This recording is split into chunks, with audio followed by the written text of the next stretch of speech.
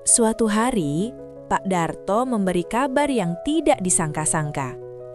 Ia berencana pensiun karena usia yang semakin tua. Toko yang selama ini ia kelola mungkin akan dijual. Raka membaca tulisan itu dengan jantung berdebar. Perjuangan seorang disabilitas. Pemuda bisu yang tak pernah menyerah. Halo sahabat semua, semoga hari kalian penuh semangat. Kisah ini tentang seorang pemuda bernama Raka yang lahir tanpa kemampuan berbicara. Sejak kecil, Raka sudah terbiasa menghadapi tatapan iba, bahkan ejekan dari orang-orang di sekitarnya. Banyak yang menganggap hidupnya akan selalu bergantung pada orang lain.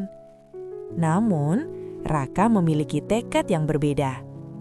Meski tak bisa berbicara, ia belajar berkomunikasi dengan tulisan, isyarat tangan, dan senyuman.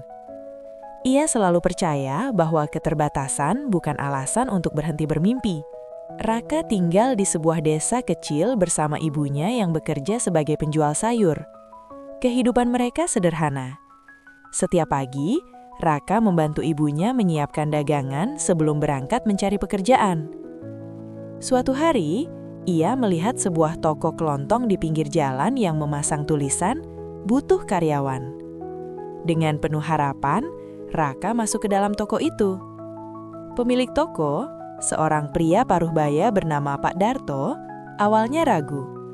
Ia bertanya beberapa hal, namun Raka hanya bisa menjawab dengan tulisan di kertas kecil yang selalu ia bawa.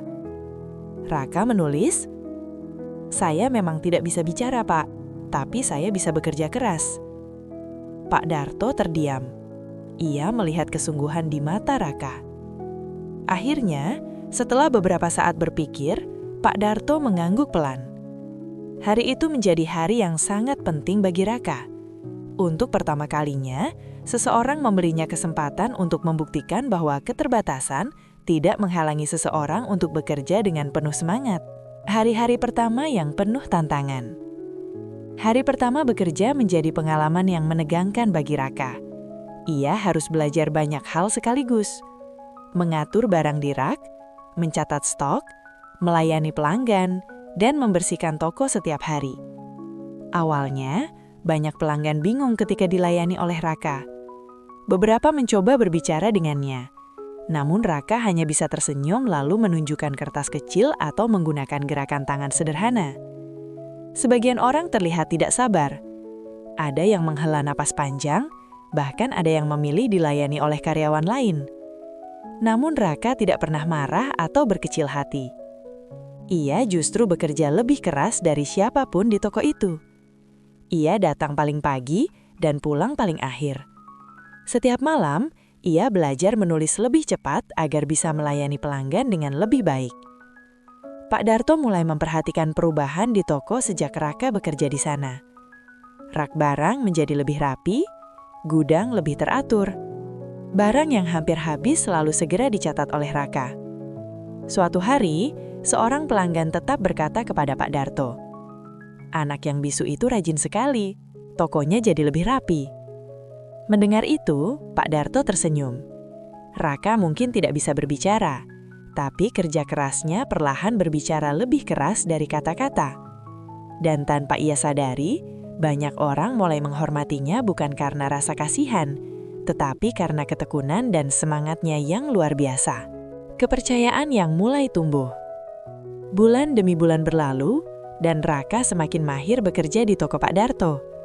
Ia hafal hampir semua barang di rak. Bahkan tanpa berbicara, ia bisa memahami kebutuhan pelanggan hanya dari gerakan tangan atau ekspresi wajah mereka. Pak Darto mulai mempercayakan tugas yang lebih besar kepada Raka. Ia meminta Raka membantu mencatat laporan penjualan harian dan mengatur barang yang datang dari pemasok. Awalnya Pak Darto khawatir, namun hasilnya justru mengejutkan. Catatan Raka sangat rapi dan teratur, bahkan lebih teliti dibandingkan karyawan lainnya. Suatu sore, saat toko mulai sepuh, Pak Darto menepuk bahu Raka dan berkata dengan hangat, "Kamu pekerja terbaik yang pernah saya punya." Raka tersenyum lebar. Walau tidak bisa menjawab dengan kata-kata, Matanya terlihat berkaca-kaca. Ia menuliskan sesuatu di buku kecilnya. "Terima kasih sudah percaya kepada saya, Pak." Sejak saat itu, hubungan mereka tidak lagi hanya seperti pemilik toko dan karyawan.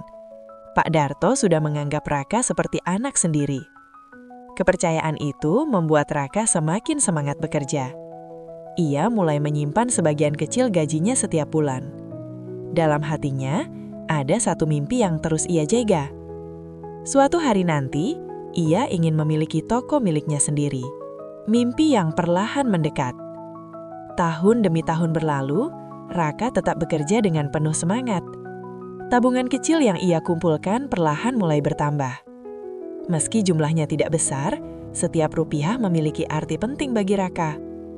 Ia sering memperhatikan cara Pak Darto mengelola toko. Bagaimana memilih barang yang laris, bagaimana menata rak agar menarik pelanggan, dan bagaimana menjaga hubungan baik dengan pemasok. Ia mencatat semua pelajaran itu dalam buku kecilnya. Suatu malam, setelah menutup toko, Pak Darto melihat Raka duduk di sudut ruangan sambil menghitung tabungannya. Pak Darto bertanya dengan penasaran. Raka menulis di bukunya, "Saya ingin punya toko sendiri suatu hari nanti." Pak Darto tersenyum bangga. "Kalau kamu terus bekerja seperti ini, saya yakin kamu bisa." Ucapan sederhana itu menjadi bahan semangat bagi Raka. Ia tahu perjalanan menuju mimpinya masih panjang. Tapi ia juga tahu satu hal. Penting, selama ia terus berusaha, tidak ada mimpi yang benar-benar mustahil. Kesempatan yang tak terduga. Suatu hari, Pak Darto memberi kabar mengejutkan. Ia ingin pensiun karena usia yang semakin tua dan berencana menjual tokonya. Mendengar itu, Raka terdiam. Toko itu bukan hanya tempat kerja baginya, tetapi tempat ia belajar tentang kehidupan. Pak Darto menatapnya dengan senyum hangat. Ia berkata bahwa Raka adalah orang yang paling pantas melanjutkan toko tersebut. Meski tabungan Raka belum cukup, Pak Darto mengizinkan pembayaran dilakukan secara bertahap. Mata Raka berkaca-kaca. Dengan tangan sedikit gemetar, ia menulis di kertas kecilnya, "Saya akan menjaga toko ini dengan sepenuh hati." Hari itu, mimpi Raka terasa semakin dekat. Toko baru, harapan baru. Beberapa bulan kemudian, papan nama toko diganti menjadi Toko Harapan Raka. Meski sederhana, toko itu menjadi simbol perjuangan panjang seorang pria yang dulu sering diremehkan. Raka mengelola toko dengan penuh semangat. Ia memastikan rak selalu rapi, stok barang teratur, dan pelanggan dilayani dengan ramah melalui senyuman serta tulisan kecilnya. Namun, Raka memiliki rencana yang berbeda dari toko lain. Ia ingin menjadikan tempat itu bukan hanya tempat mencari keuntungan, tetapi juga tempat memberi kesempatan bagi orang-orang yang sering dipandang sebelah mata. Memberi kesempatan bagi sesama. Raka mulai menerima karyawan baru yang memiliki keterbatasan seperti dirinya. Ada yang tuli, ada yang memiliki kesulitan berjalan, dan ada pula yang selama ini sulit mendapatkan pekerjaan.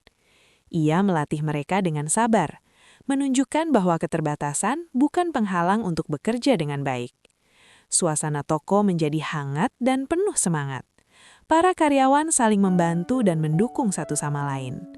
Pelanggan yang datang mulai merasakan sesuatu yang berbeda. Mereka bukan hanya berbelanja, tetapi juga melihat sebuah tempat yang penuh harapan dan kepedulian. Bukti bahwa mimpi bisa terwujud. Tahun demi tahun berlalu, dan Toko Harapan Raka semakin dikenal oleh banyak orang. Usaha kecil itu bahkan berhasil membuka cabang baru di daerah lain. Banyak orang terinspirasi oleh perjalanan hidup Raka. Seorang pria yang tidak bisa berbicara, tetapi mampu membuktikan bahwa kerja keras dapat mengalahkan keterbatasan. Di dinding tokonya terdapat sebuah tulisan sederhana. Kesempatan bisa mengubah hidup seseorang. Tanpa banyak kata, Raka telah membuktikan bahwa semangat, ketekunan, dan kebaikan hati mampu mengubah hidupnya dan juga hidup banyak orang lainnya. Aku temukan